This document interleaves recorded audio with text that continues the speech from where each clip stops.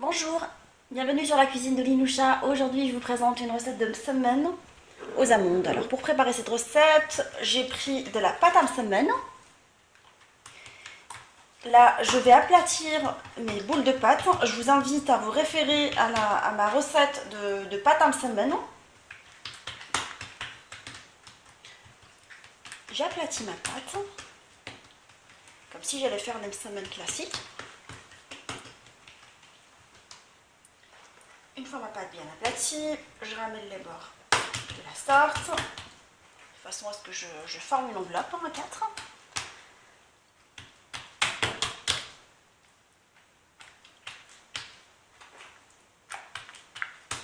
Et je laisse reposer et j'en fais une autre de la même sorte, à l'aide de beurre et d'huile. J'aplatis ma pâte.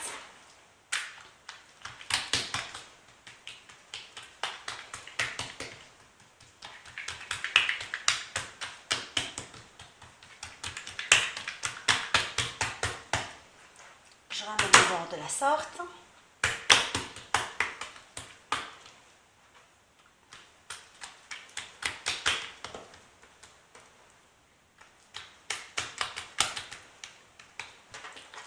Et je laisse reposer et j'attaque les autres de la même façon. Là, j'aplatis légèrement ma pâte.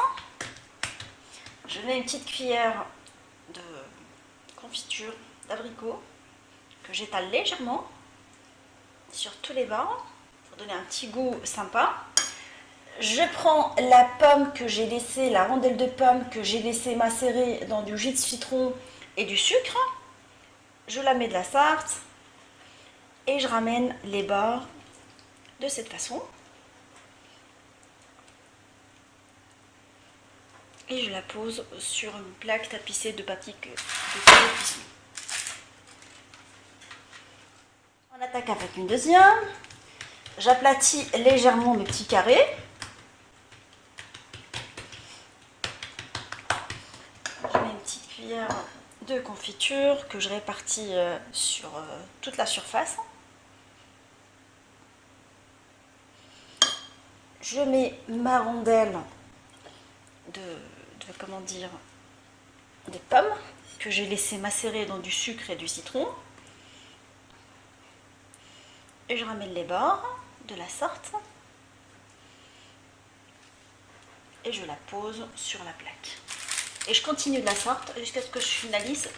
Je vais les badigeonner avec un mélange d'œuf et de vinaigre. J'ai mis une petite cuillère de vinaigre dans de l'œuf pour donner une jolie dorure à mes msemen.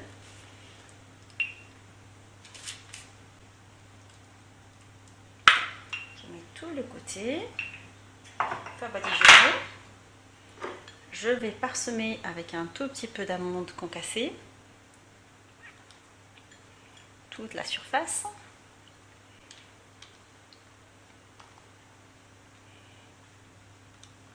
Puis je fais tous les autres de la même façon. Je les mets à cuire dans un four préchauffé à 180 degrés pendant 20-25 minutes jusqu'à dorure de mes msemen. Mes msemen aux pommes et aux amandes sont maintenant prêtes.